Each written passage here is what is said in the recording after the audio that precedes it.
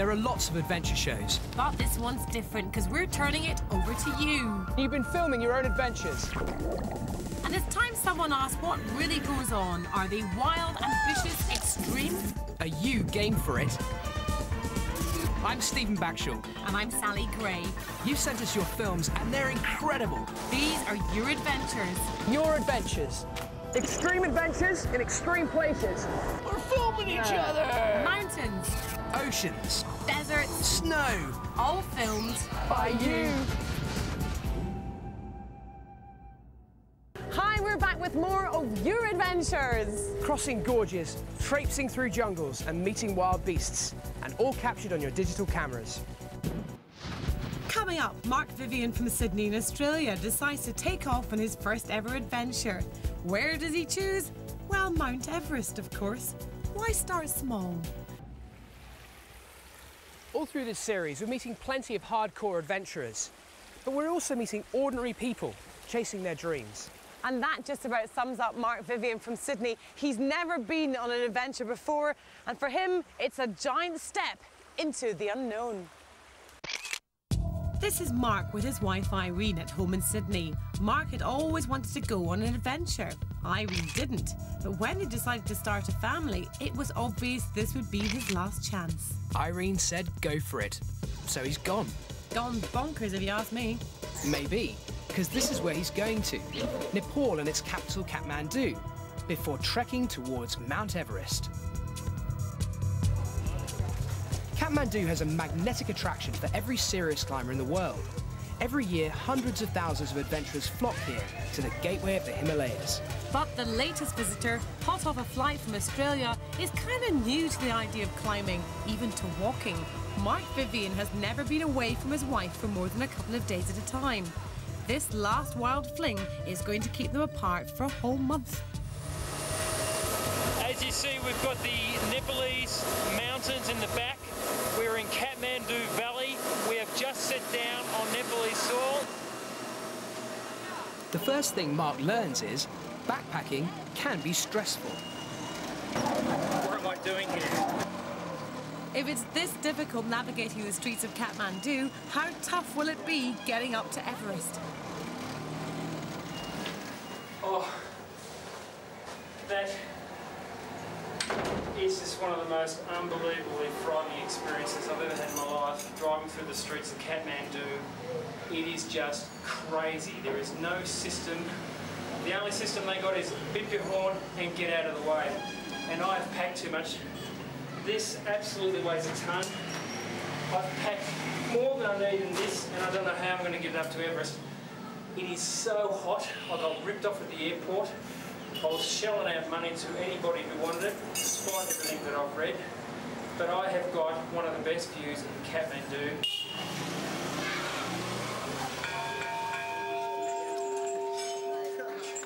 It does seem like an incredibly frantic place, isn't it? Yeah, but the noise of the city will soon be well behind him. For now, Mark's got some shopping to do. Ah, shopping. Now we're talking. What's he buying? Well, it's not shoes and makeup, Sal. It's a prayer flag. Mark's plan is to hoist the flag as close to Mount Everest as he can get and dedicate it to his wife Irene back home in Sydney. First, he's flying up to the Everest foothills. Looks a bit nervous, doesn't he, Steve? Well, to be fair, pretty much everyone finds the concept of landing on a shelf perched at the edge of the Himalayas a bit mind-numbing.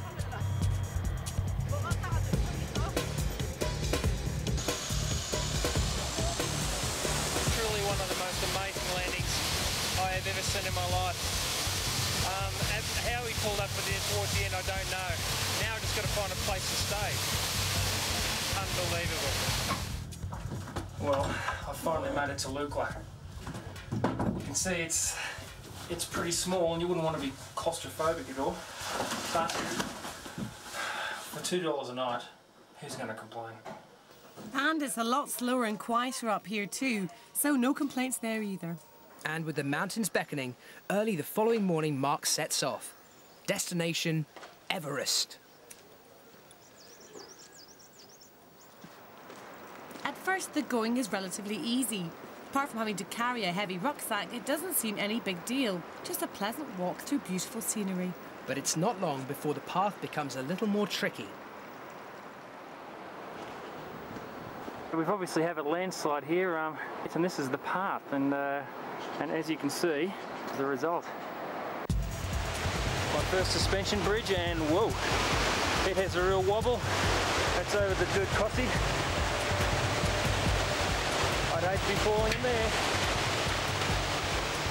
As he crosses that rickety suspension bridge, Mark reckons the bridges will become even less stable and more wobbly higher up. And as the day draws on, he's beginning to feel a little wobbly himself. Well, we're on our way to Namche Bazaar. It's a 1,000-metre ascent today, and altitude sickness could be a problem at Namche, so it'll be a few days of acclimatising. That's the Dude Cossie. It's a long way to go.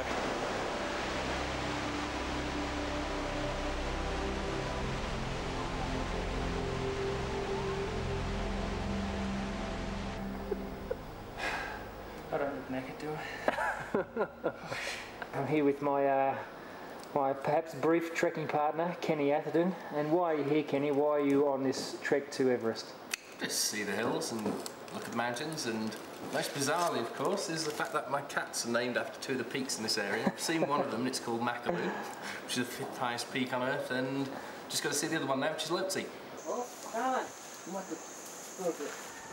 In Sagarmatha National Park, 4 kilometres to Namche, and apparently it's one of the most murderous climbs you'll ever get.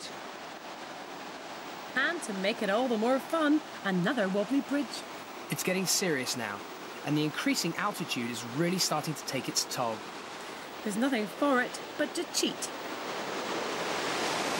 Well, I feel a little guilty, but the altitude was starting to get to me at Monjo, and apparently this is the worst part of the climb. We've got about 1,000 feet, 1,000 metres or something. I concede defeat. Sorry. So where's that heavy rucksack he was carrying earlier? Look, he's gone and hired a more experienced climber to haul it for him. Easy life. And he's the boy who's saving my life. Yes. Wow. This is unbelievable. Have a look at this. It's pretty hard to breathe up here. Short of breath, but we're not too far from Namche, where I'll collapse into a bed for about a week. The altitude is killing me, as it is killing him. But this guy, he just keeps on walking. And, well, Kenny was 40 minutes ahead of us. He's obviously well acclimatised. Doesn't feel like throwing up. It's a bit chilly up here. Maybe I'll feel that in a minute. I've got to go up that way. How do you do it, Kenny? How do you do it? Weeks of acclimatisation, eh? 1 week. 1 week. That's all you need. Seriously, after a couple of days you'll be fine. Even so, by the time Mark reaches Namche Bazaar, just 2 days into his trek and tantalisingly close to the Everest area, he knows he can't go a step further. Wow. So he's going to rest here for a few days and then decide whether to press on or admit defeat and return to Sydney.